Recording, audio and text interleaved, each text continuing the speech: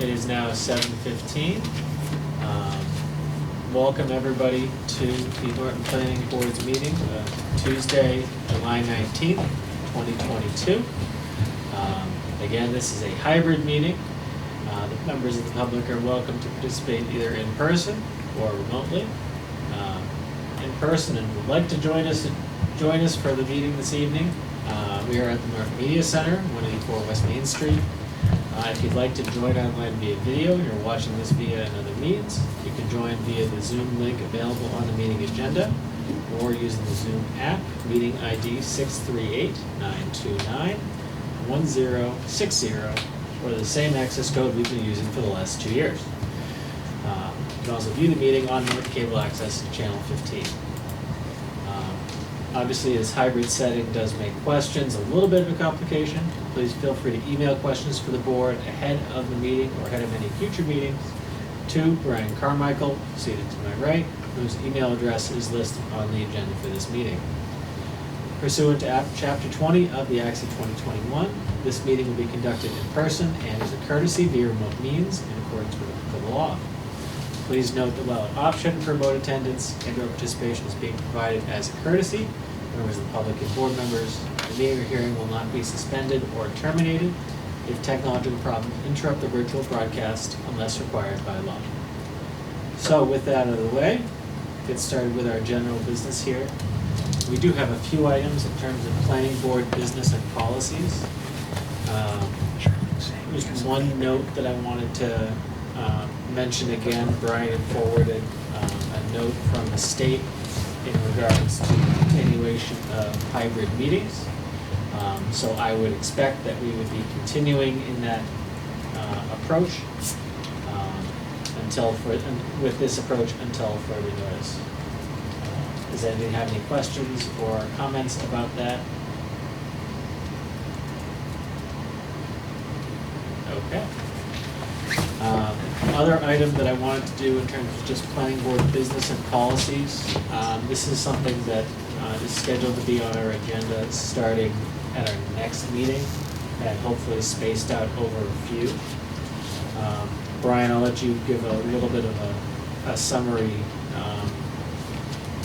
in a bit, but essentially there are a number of aging accounts that have been used for peer reviews and things like that, and there's money sitting in it left over that should be returned to the applicants. Some of these are years old, and the treasurer has given us a list and asked us to contact the applicants. And Brian, I think what's the total number on the list roughly of accounts? We have 3-ish, but most of them aren't going to properly answer. There are some from most recent as this year to about 1987. If that 1987 one gets closed, I think you get a gold star, Brian. But yeah, so the idea is, I think I asked Brian, hopefully that we can try to space them out and not have a complete just deluge of them in one meeting. But I know we do have some coming. From a point of documentation, obviously some of these are older.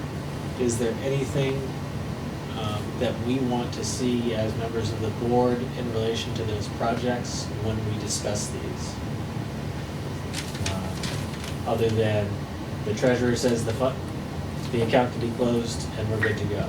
Do anybody want to see project decisions, maps, anything like that, or are we good going with what the treasurer has provided? Because obviously we want to be able to pull those now rather than trying to find them on the spot during the meeting.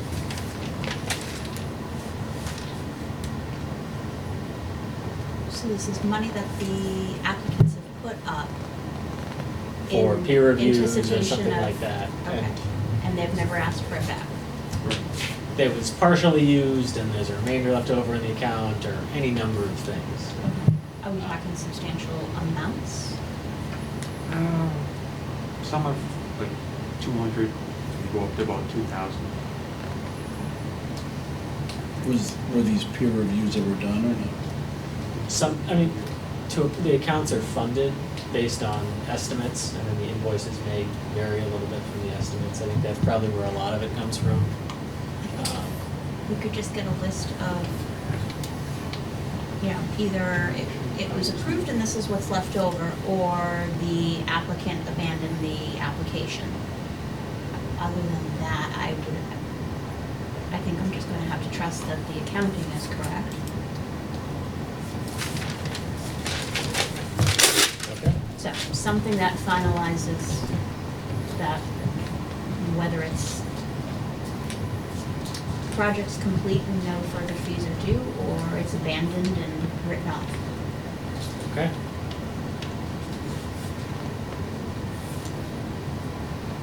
Sounds good. So, Brian, the word is that whatever the treasurer has provided, we should be good with. And then I'll just collect everything for accounting, so. Yeah. we have- Yeah. And some of these accounts, there may be one applicant with multiple accounts. I know you mentioned Condyne, who's had Blue Star and Norton Commerce Center and a bunch of other things. So Do they need separate accounts for separate applications? that would be how we ended up in this situation in the first place. Got it. So, Okay, that makes sense. okay. Brian, I don't think we have anything in terms of specific bills or warrants, or is that? We have a bill for Horsley Wood, Okay, so we do have a bill for Horsley Wood. and we have. Yes. Payroll, nobody else needs to see, luckily for them. This is a peer review account bill for the Pine Street Cluster Project, and then we'd like to review it. Again, peer review accounts are funded by the applicant and then paid out to the peer review engineering firms. So we approved the invoicing, but it is not taxpayer money. So that's essentially the account that we're trying to close out. Yes. Okay. And absence of minutes. Next item on our agenda is an A&R endorsement for 22 Reservoir Street and 79 Mansfield Avenue. I don't believe we have anybody joining the meeting from that application. Is anybody here in person to speak to it? I'll No? get that out. Okay.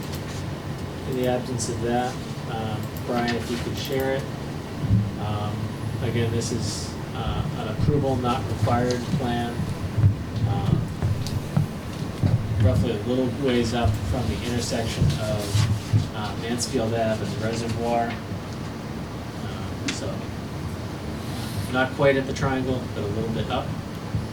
I believe this is the property that was at Town Hall, for the town meeting. Yes, I believe it's close to that. We also had some other documentation in permitized, speaking to a variance that the applicant was granted for this property based on some issues with the initial determination of zoning. Obviously, we don't have an applicant here to answer questions. Do we have any questions regarding this particular A&R application? I did. The ZBA determination, I didn't know.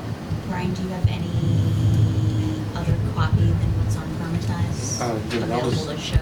That was Dylan's. I can, It looks like we're missing the third page. It looks like pages 2 and 3 scanned together. And I don't know what's on page 3. It could just be simply signatures, but I'm not sure. yeah, this is page 3. So it's just Okay. decision. Got it. Thank you. I'm gonna put that in after. Thank you. So I understand why ZBA would sign off on this. Why is it now before us? The A&R is for the definition of the lot lines, Okay. which, Brian, if you want to switch back over to that. So it's creating 4 lots out of the, No, it's making 2 lots out of, well, it's making 2 more lots out of 2 lots. there are 2 and there will be 4, yes. but those lots are, okay. So again, with an A and R, we're not making a determination as to conformance with zoning. We are simply stating that the applicant wants to make these lot lines, and we feel there is access to all of them.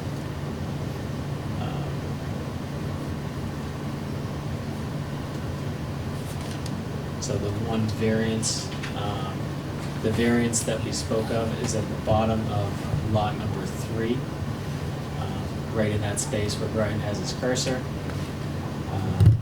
So rather than the 150-foot requirement, the variance is for just a hair under 65 feet. So all of the other ones meet the 150 foot. Can I ask why it fell under the general law regarding the Parks Commission? Parks Commissioners? That's the Mass General Law we're supposed to approve that under. It's Chapter 41, Section 81C, which has to do with planning board acting as park commissioners. Can you just confirm where we're getting that from? That came from the application itself. What section did you say, Ron? 81C. I think it's 81L. All right, so is this a typo? Oh, on the Form A, you're saying. Which address are we looking I at? know, I see what you're saying here. So on the Form A, approval not required form. It has the check boxes, Mhm. and then Saying it's falling under. I think AM. that the CMGL chapter, whatever, is an example of another reason. And they have added in CZBA decision reference. Okay. So I believe that's my interpretation of the form. So other reason like this, and they reference the Mass General Law chapter, Okay. which I agree is confusing when looking in the specific situation. But if you, to the right on the Form A, you can see they just typed in CZBA decision. Okay. Let's see, is there, do you want to put, let's see, is the Form A available on the town website, Brian? The blank one? Yeah.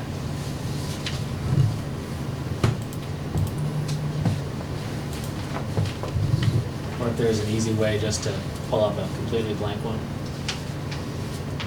And then we can confirm that we're, It may take a minute. that's okay. Assuming that that is the case, do we have any questions regarding the nature of the A&R? And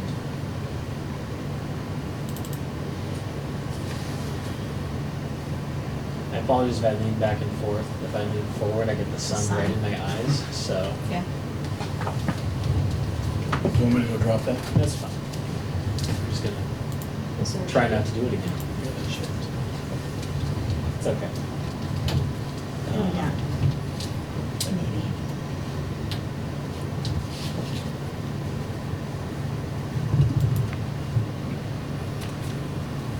Let's see. As a, If it's easier, Brian, what's the last A&R that we did, other than this one? the last one we did was no 192 Tom 92. Pull that one up and see if we have the Form A there.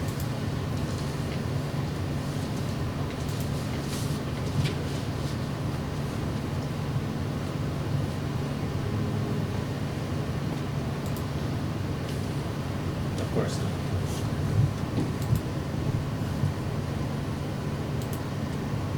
No, I don't see that one there. But that's my interpretation of that form. If there are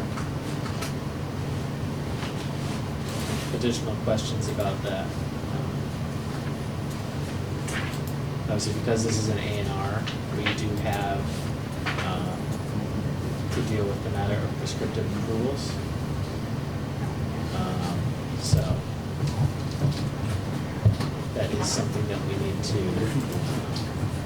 manage in terms of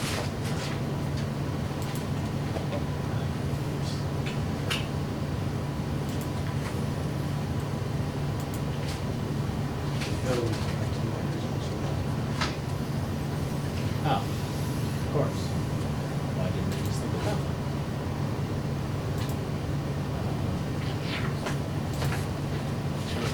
So, yeah, so, so, Brad, if you wanna share This one? the Form A for 38, there we go. Instead of thinking of the last one, we should look at the one that we're going to do in 10 minutes.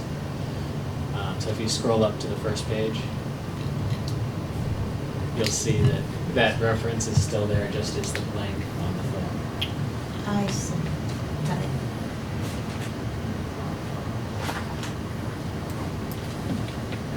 So, we are not referencing that Mass General Law section, we are only referring to their addition. That's good, because that made more sense otherwise. I apologize for sending you in circles That's okay. for however long. I it took. figured there had to have been a good reason for it, but, There and was a somebody bad- would tell me there when was I a- got here. There was a bad reason for it, but that's still a reason, yes. Okay, with that resolved, do we have any other questions regarding the A&R endorsement for 22 Reservoir Street and 79 Mansfield Ave? Again, this is an endorsement, but we do still need a motion. I haven't sent it yet.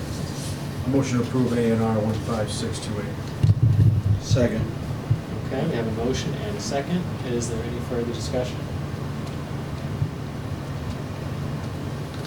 Okay. All in favor, please say aye. Aye. Opposed? Abstentions? Okay. That A&R is endorsed, and I believe Brian has the Mylar rolled up next to him, so if we can all sign those before we leave. I will remind everybody again, so we don't have to chase you down in the parking lot. Yes, that has happened. Okay. Next A&R endorsement on the agenda is 15756 for 38 Barrows Street.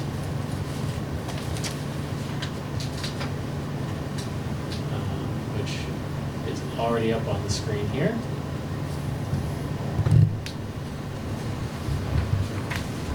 So again, let's see if we have anybody in person here for that project, or anybody joining us remotely. Apparently not. Okay. This one's more straight, this one is again dividing a lot. Brian, did you want to give any kind of overview on this one at all, or? It's a lot with a pre-existing house, and we're making 4 more lots out of it. The one aspect I was hoping that we would have somebody here to speak to is it looks like there's an existing pool that's part of what would be Lot 3, but they're going to remove it. And then that makes Lot 4 make more sense. Well, it does say it would be removed. Yes, yes it does. Otherwise, you would just have a random pool hanging out in somebody else's yard, which doesn't make sense. But yes, in terms of the division of lots, the most challenging aspect of it is from a access perspective is Lot 5, but that has that channel through the middle. I don't see it having the proper frontage though. It is 50 feet, I believe. Isn't the requirement 150 in this zone? Well, which, Lot 5's access, I believe, is It's through right, that it's right center between the channel. 3. It's right in the middle. It Yeah. has access, but no frontage. No, no frontage. There's no frontage frontage to the existing one? Well, I believe Well, that. there's frontage, but not adequate frontage. What is the zone that this one is in? And this one is R6, this is Barrows, this is R60. I believe the council road has frontage as well. So if we count the size of the access, then it should have adequate frontage. That is not a way that is in existence at this time. If you tell me it's going to be an approved road under the town, I'll buy that. What are we referring to here? The access point. But That's not, it's not an easement, it's part of the lot. It's just a lot that's shaped like a mushroom. Well, I think the thing is that this is only 50 feet here. I don't think is there an actual road there right now? Barrow Street? Barrow Street's not. This. Yeah, but there's only this 50 land. feet of frontage on On Barrow Street. So like the last And then A&R, there's, and it does curve out at the bottom, which it looks like it's adding, I can't, every place else it says total It frontage looks for like the it's- lot, and it does not say what it is there. that would be helpful, yes. Yeah. Also, what are It little looks like it's circles? adding 35 on each side. It's about 120 in the front, if that's the front. And 35 and 33, is that what you're looking at? The 35.66 feet Yeah. and the 35.07 feet. Yeah. They are arrowed. I really wish that the engineer was here to speak to it, just to confirm that we're reading the map correctly. And Brian, you're saying that that road that they're accessing, the 400 and whatever, that's what they're also counting? well, that's what I believe, since Paul has suggested that that is a way to gain frontage is to have a road. No, I don't think that that's not a road, it's just part of the lot. just a driveway. It's just a long driveway. So we're looking at 50 plus 33 plus 35? Yeah. So almost 120. Yeah, it's very small. It's 118, and the requirement's 150. Isn't it? Yes, Yes. Okay. I thought it was crazy when I was looking at this thing. No, There's gotta be a reasonable explanation when I get That here. was my question also. I see. It's too bad there's no engineer for this Yeah. one. It's, so, What are all the little circles all over the place? Brian, our prescriptive approval timeline for A&Rs is 45 days, correct? I've got to check.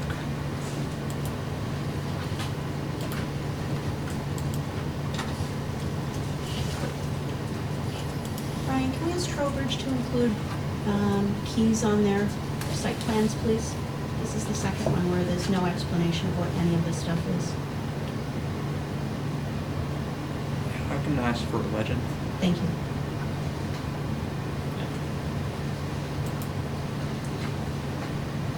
So Tim, we have enough time, or we have to deny?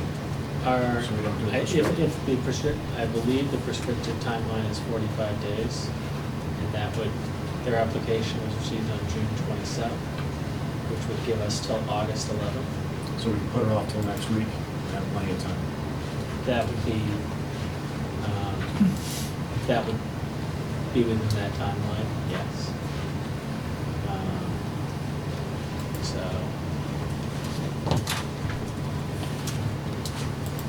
June 27th to July 26th is 29 days, so even if it was a 30-day timeline, we're still covered. So I would not be opposed to a recommendation in that respect. And motion to continue Whether- A&R 15756 to July 26th. Second. And just for further discussion, Brian, if the applicant or somebody can either be here to comment and/or provide a narrative and explanation of how the map meets the frontage requirements. So if they can't make it, but they can provide that information to help us out there, I think that works for everybody. So we have a motion and a second on the floor. Is there any further discussion? I just wanna know what the little circle, the chains are all over the place. I believe that's existing rock wall. That's my That was my guess, but I'm Oh, not sure. okay, That is a supposition. okay. There's a lot.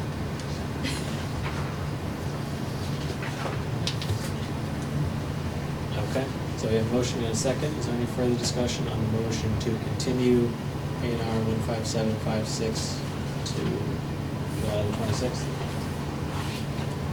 Okay, all in favor, please say aye. Aye. Opposed? Abstentions? Okay. A&R is continued. Okay.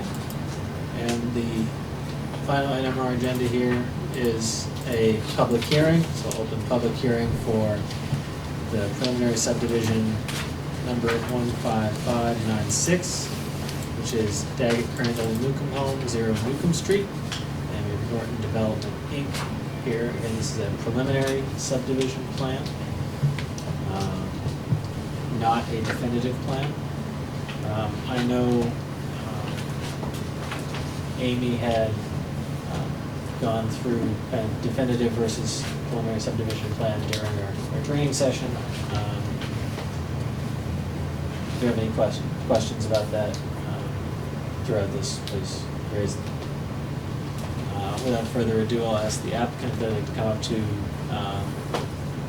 the podium here and present. We do have the map pulled up here on the screen as well.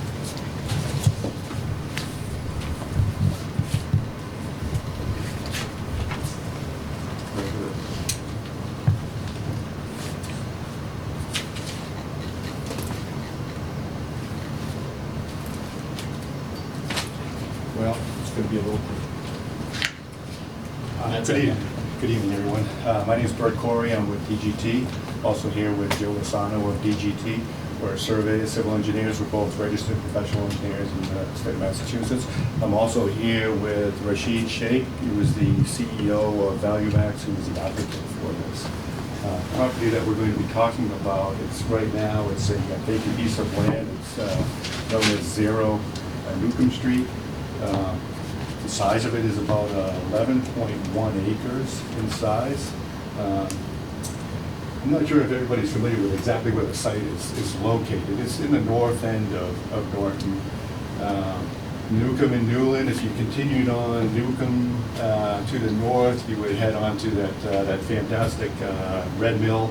It's a dirt road that heads up to the Canoe River. So just to kind of put you in the neighborhood of where we are.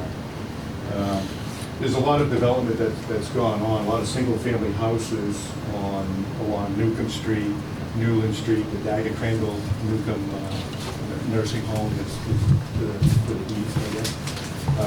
There's also James Street and then Wilbur Street. So it's this property is a wooded property that is surrounded by other residential properties. So what's being proposed is to develop this particular property into a 5-lot subdivision. The zoning district is R80, so it requires 80,000 square feet. Right now, there's a small amount of frontage out along Newcomb. I don't remember the exact number. This is saying 85.73 with a 50-foot wide neck that enters into the much larger portion of the property. There's really no wetlands associated with this other than off-site. There's a small vernal pool, but as you can see in a moment, we're not proposing any work within the buffer zone associated with that. Let me just say too that we met with the town planner probably a few weeks ago. The way time flies, maybe it was a month ago. We decided that it would be worthwhile to submit the preliminary rather than just jump into a definitive. First off, because the town planner was leaving town, but also he said that there were several new members on the planning board, and we figured that it would be a good opportunity to at least present it, get some good feedback from everyone. But we also, we can respect that and move forward. But we want to try to move forward in a good way towards a definitive, trying to incorporate any comments that we receive from you folks as well as from the town offices and all that. So, let's jump into the proposed development.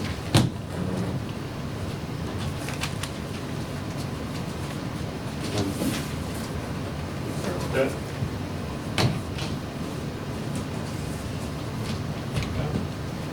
Okay, so access would be provided off of Newcomb Street. We would extend a roadway into the center of the property. The roadway would just be under the 1,000 feet as required, and the bylaw requires a waiver. Any dead-end street would require that. It would terminate in the cul-de-sac. We would actually be asking for a waiver from the 26-foot wide road to a 24-foot wide road.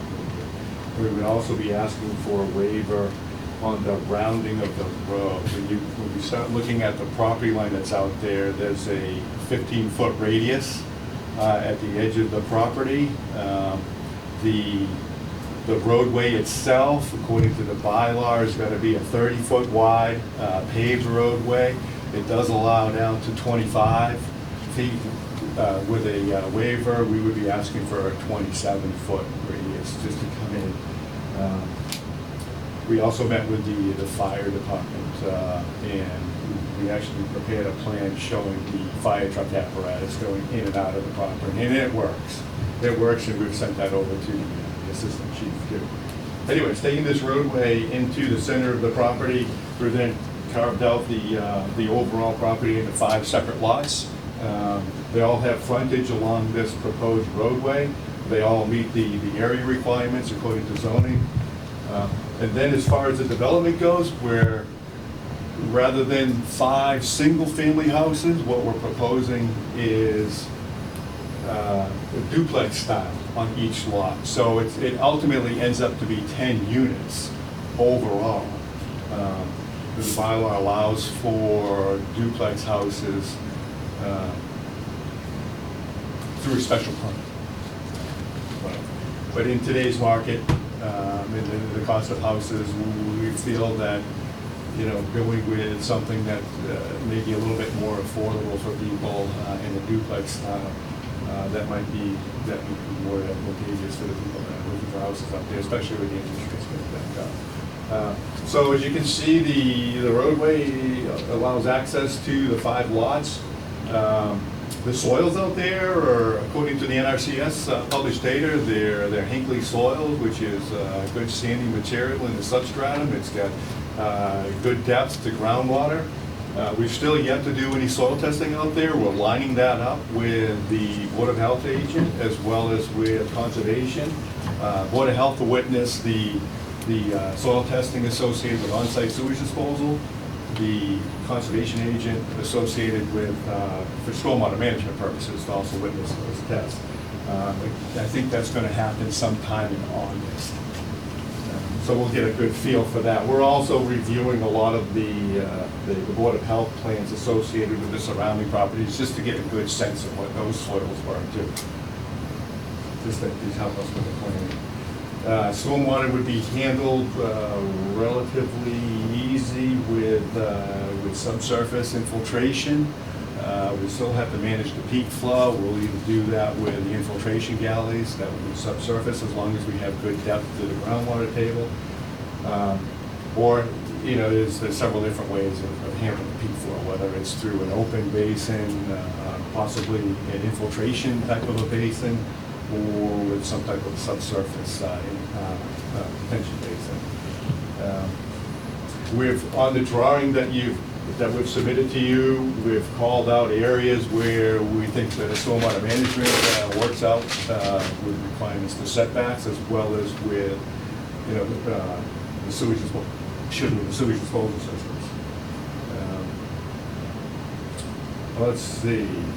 Right now, we show a little bit more information on here, such as water, electric, things like that. We've already started the planning, trying to move forward.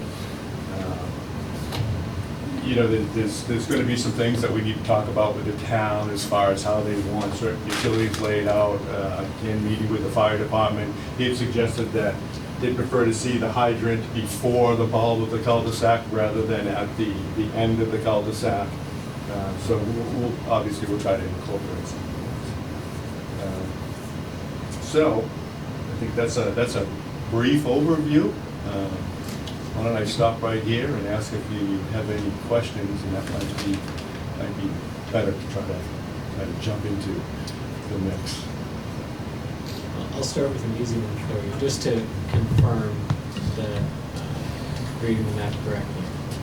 How you have the proposed road essentially runs not quite north and south, but whereas if we're looking at the map from a northerly perspective, you're gonna turn it this way, basically, right?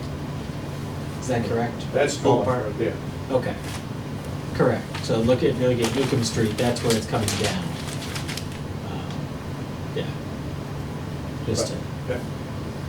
There's also a roadway, I'm trying to think of the name of it, I believe it was Pine Needle Drive? it's a little dead-end street, basically. Yeah, across from you. which, you know, we had mapped that out, it's not shown in this drawing, we wanted to see where that roadway is so that we could maintain the distance requirement from the center of that road to the center of this road to meet the zoning. Did you have a question with that though, or? It was a question of confirmation, yeah. And I have a couple other questions, if other members have questions, please go for it, I'm not gonna hog the floor here. Do I understand correctly that if it's a dead end, it has to be a private way? Yes. Yeah. Okay, so there'll be an association of some sort for They'll have to, maintenance? yeah, in order to maintain that roadway, yeah. Oh, yeah. Although the way everybody works from home now, I'm not sure, maybe they don't need to worry about that in the wintertime. We'll see. Somebody will still need to go out to get Yes, gas. no, of course, of course. Yeah. But it's actually written in the regulations that, I actually have a question, if I have Chair's permission. Yeah, please. If you wanna just. My name is Rashid Sheikh, I'm trustee of the Vendor State Trust, who's trying to buy this property. And, you know, Reservoir Valley Max, we have developed a few properties, mostly in Shrewsbury, Northborough, Westborough, that area. And anyway, so my question really is, I'm not familiar particularly with your bylaws. It's a naive question. In Shrewsbury, they actually allow, you know, after building, you know, transferring the road into a public road. Do you have the same process here, or you don't? Like after a year or 2 years afterwards, they do allow through the town meeting acceptance of the road as a public roads, excuse me, if they are built with the, according to the bylaws. I'm just asking this question. Town meeting does have the ability to accept laws as public ways. I'd have to confirm that in terms of the dead end roads to the specific aspect of the regulations. I mean, I'm familiar with the town of Shrewsbury, Northborough, and Westborough over there. They allow after, you know, a year, a couple of years, when things are stabilized. I'm doing a subdivision there, it's a dead end road, and they, you know, accept after it's stabilized. Just, I'm not sure if that's a precedent, you know, or if there is a variance required or anything like that. Town meeting can accept roads as public ways. Would that be I brought forward? don't trust myself to know the regulations by heart at this point in relation to how it speeds to a dead end road. So that's something that we can provide. to the Just a team. question I had in mind, because that's what we do over there. In terms of a process, that's something we can provide to you as to how that would work if it can. Thank you. Yeah, I mean, some towns you require a variance in the planning board and then go to the town meeting, and some towns it doesn't. And I'm talking about that in cul-de-sac road, because they're cul-de-sac.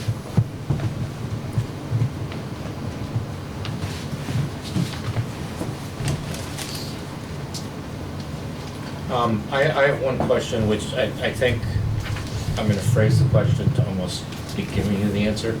excellent. But, so I'm an accountant, so I analyze numbers, Yep. right?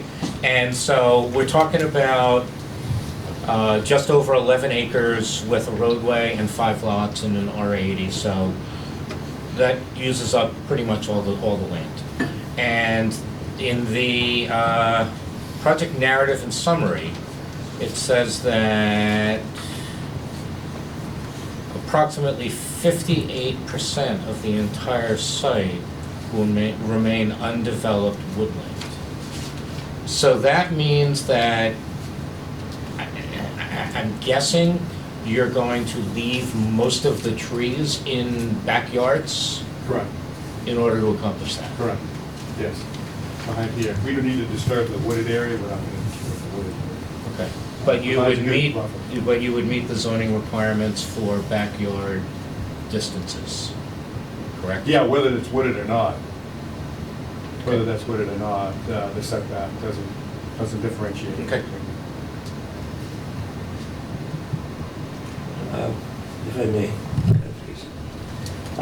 so actually, I mean, you probably are aware that 2 acres is a lot of land nowadays in these towns for these small houses. We use 10 to 20,000 square feet and still have similar setbacks, so there's plenty of land here for the setbacks. So, I mean, Especially given that they're 2 acre lots. we have 2 acre lots, that's a lot, Yeah. that's a luxury in my opinion. I had a question, I think it's gonna cover a bunch of ground here. I noticed as you're asking, looking for a waiver on the width of the roadway, you also mentioned a 4-foot sidewalk, correct? Correct. Yeah, we would be requesting a waiver rather than put a sidewalk on both sides of the roadway. We would ask to have one sidewalk on one side of the roadway. It falls into, let's try to reduce the amount of impervious as best we can, because otherwise we gotta deal with it from a stormwater standpoint, so. Yeah. The question was a little bit in terms of, not kind of, because it's kind of connected with the Daggett Crandall Newport home, is this intended for quote-unquote senior housing in any way connected to that complex or anything like that? No, or- this is not associated Okay. with the Daggett Crandall Newton property at all. It was, the question was kind of in combination of, will there be mobility challenged people or by nature on the site? No, I don't believe so. I don't believe so. Where- Rashid where- can answer that, but. Where there would be lots of wheelchairs fighting over a 4-foot space. So, that makes sense. We're not particularly building the assisted living or senior housing here, and that's the reason we're doing this style home, because there usually is young families with that, because this is affordability and the kind of houses we're building. And the other thing is on the one side sidewalk, I was in a meeting in town of Shrewsbury in a very, very similar situation. And cul-de-sac, and the board chair actually said, why do you really need 2 side sidewalks? Sidewalk to nowhere, because it's a cul-de-sac.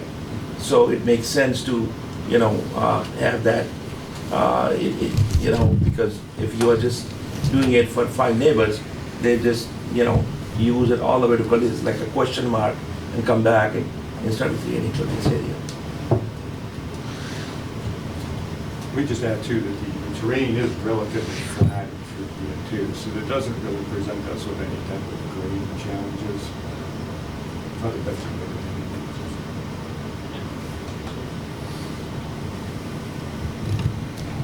We walked the site, we didn't see any ledge outcroppings in this area. Right now, it's mostly a pine forest, but it's got maples and oak trees interspersed. This is relatively very flat. And all the septic you see is underground all around it. Just kind of just fit in right there. And in terms of process with other town departments, I believe you're here with us for the preliminary plan in terms of conservation of the things. Is that filed yet? Is there anything that needs to be filed? There's nothing to file with conservation. Right now, we're working with the agent in order to try to set up the soil testing for witnessing for the stormwater management. But we did meet with John, we met with the fire department, of course we met with planning. We were going to Joe has actually been trying to coordinate with Christian, the Board of Health agent, for the soil testing. So we're in the process of that.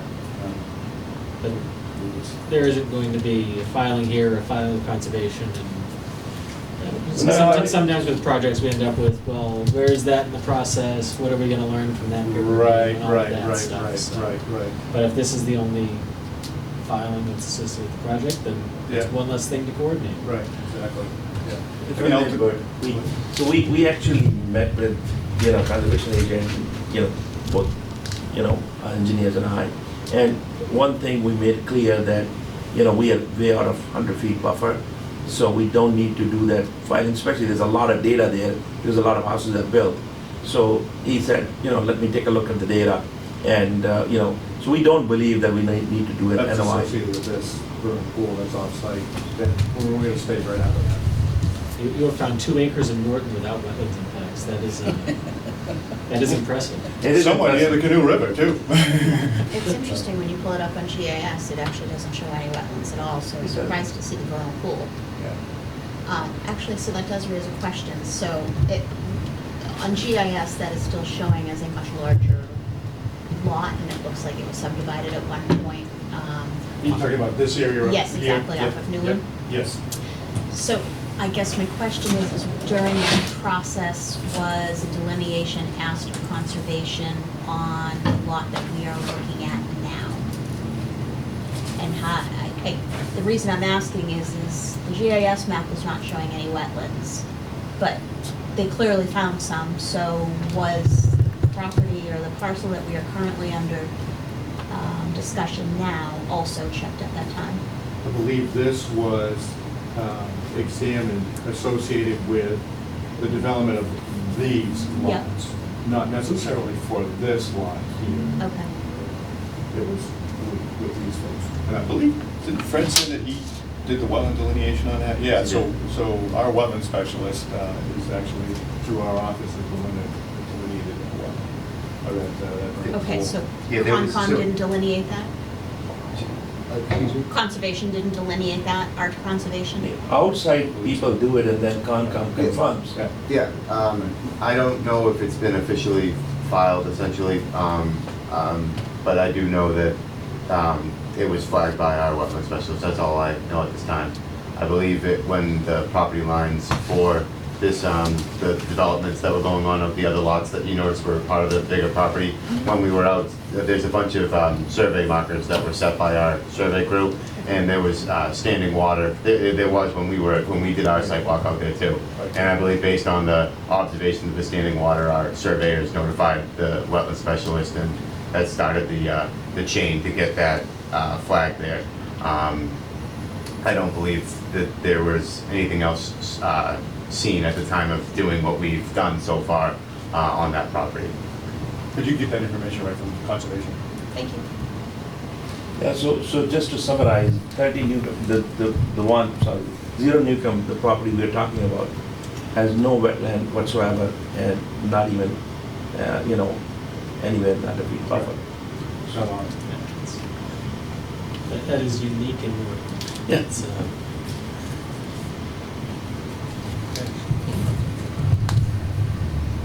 Do you have any additional questions for the applicant here? Do you have questions in terms of information or process? I see you like wanting to ask that, Laura, so Yeah. giving you that on I see there are waivers being requested. Are we being asked to approve these waivers tonight? So we are approving the preliminary plan with or without modifications or disapprove. So I would say we would be approving with conditions, and if we are amenable to those waivers, then yes, we would include those in our decision. That may be overly specific, but yeah, that would be my, the way I would move forward with it at this point. So waivers tonight, not with the definitive, to be done for the definitive. We're looking at the waivers now, you're gonna have to go through this all again in anyway. Correct, we'll take the waivers of definitive. And when we get into definitive, there'll be noticing, and I assume that'll hit Red Mill Village. always have a contingent to speak at every project in that area.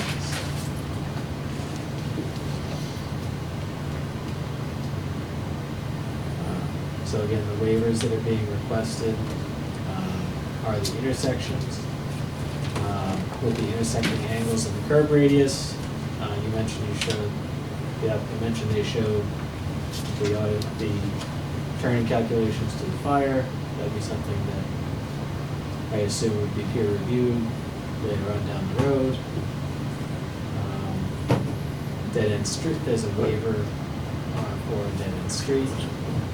There's a waiver for the pavement width and the additional one for the sidewalk, both of which we discussed. And then there is the ever-present waiver for the Norton rules and regulations about the scale of the plan, which really needs to be removed from the bylaws at this point. But I have yet to work up the motivation to do so. Yeah, by changing the scale, we were able to fit everything on the one page. It is probably a condition on 70% of our Yeah. special permits at various forms, because it was made at a point where people couldn't look at a PDF and zoom in. You know, at 40 scale, we would have to chop this up into Oh, yeah. two Yeah. pieces, It a is. key sheet, we can fit it all in one, and you essentially This- can read everything anyway, so. Yeah, this is, yeah. So those are the 5 waivers specified here.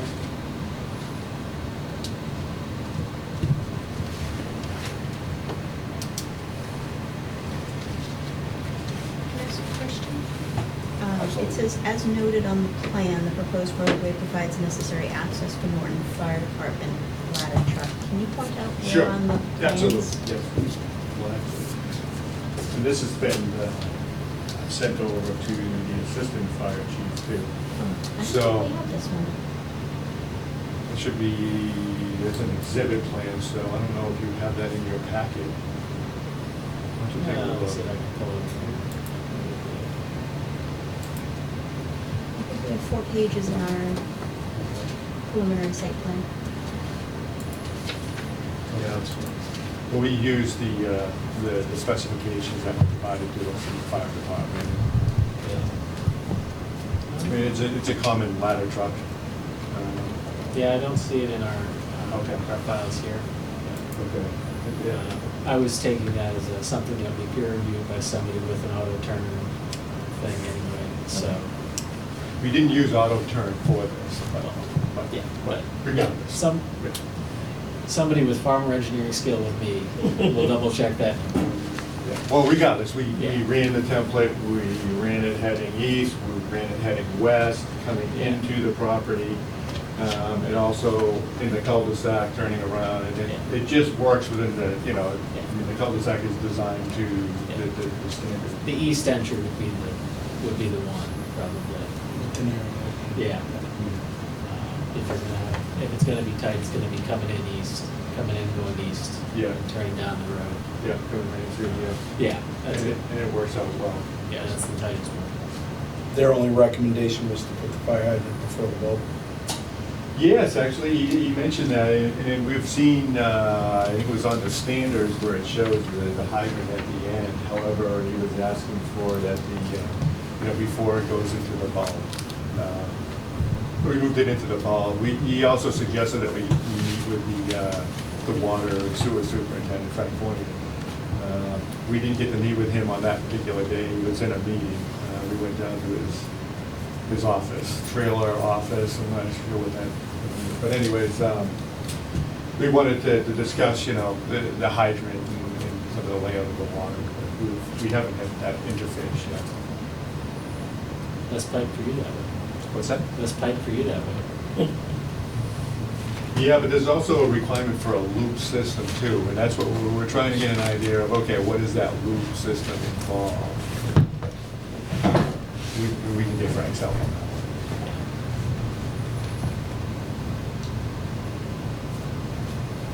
Do we have questions about the nature of preliminary plans, what we're looking to do? Any additional questions for the applicant.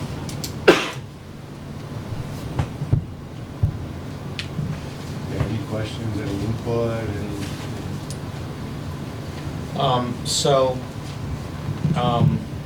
In the project and site description, it talks about it being mostly wooded and then says the terrain is relatively flat with gentle slopes. Yes. Are those slopes within the wooded area, or are they close to the intersection with Newcomb Street? Or is it all through that? I mean, It's do all, we know what sort of degree angle we'd be looking at coming into the intersection of Newcomb Street? Is it flat Well, there? we've laid that out, and I believe that we have the, what was it, the first 50 feet is 1%. We can easily get that, so. You can't, I can't, I'm sorry, I have never found a piece of land I worked on that flat and that without a wetland. So I don't know, this seems to be a jewel for that. Yeah.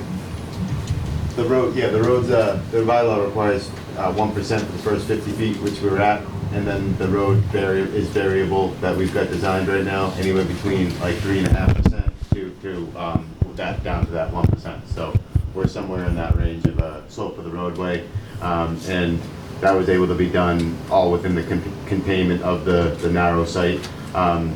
It might be variable a little bit, plus or minus of that existing, but we're able to grade everything out in a reasonable fashion in that confined 50-foot neck of the It's so flat property. that we actually had to kind of move some of this one up, some of it down, in order to get some positive flow to the catch basins and not catch the water.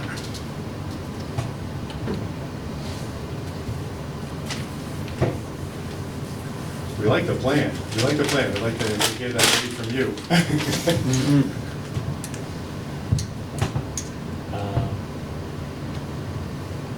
Any further questions? Anyone want to take action on this at any point? Again, this is a public hearing. So if we have no further questions, comments, ask for homework from the applicant, our action would be to close the public hearing and then take action on the preliminary itself. A motion to close the public hearing. Second. We have a motion to close the public hearing. Is there any further discussion on that motion?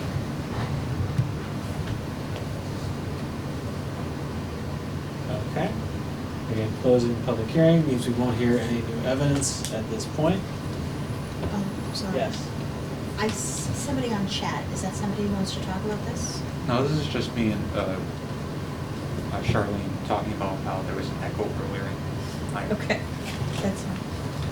So technical discussions not related to the project. Got it. Okay. We have a motion and a second on the floor. Is there any further discussion? Okay.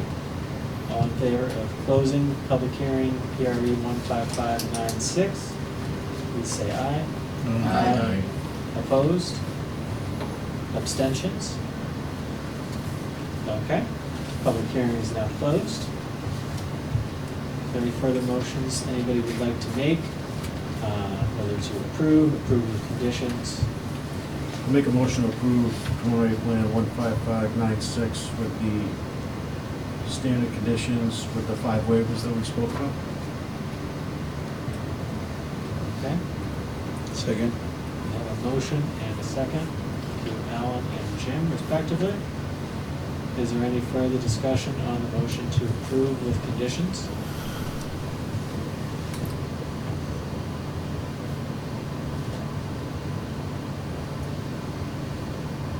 Okay. Hearing none. All in favor, please say aye. Aye. Opposed? Abstentions? Okay. So the preliminaries got our sign off here. We look forward to further filings down the road as you get everything in here. Sounds good. Thank you, everyone. Appreciate it. Thank you very much. Thank you. Thank you. Okay. The items listed on our agenda for this evening, is there anything else that anybody wanted to discuss with the board at this time? One thing that I had is that I asked Brian to reach out to Amy for her presentation from the last meeting, so we had that. Yeah. So that's, Yeah. yeah. Not that one. She can respond in the next billable hours, just giving you 10 minutes. Is there anything else that we wanted to discuss as a board this evening? There is, one thing. Sure. So for the minutes, Yes. since Paul's gone and he was the one that was signing, we have to agree upon who's signing the minutes. If it's you or if it's me. Signing the minutes, So once we approve them, they have to be signed by someone. So originally we had Paul do it. Now okay, he's gone, so. okay. Is this something, now, I assume that it's not something that needs to be town staff? I mean, On other As boards, long- the chair signs. Okay then, it has to be voted upon. So, okay, it's stated. okay. Well, in that case, we need to vote on somebody to sign the minutes. I And, nominate the chair signs the minutes. Second. Okay, we have the motion and a second. We'll accept the nomination. Is there any other nominations? Lucky you. Hearing none, all in favor, please say aye. Aye. Opposed? I'll abstain. So that's 6-0-1 on that.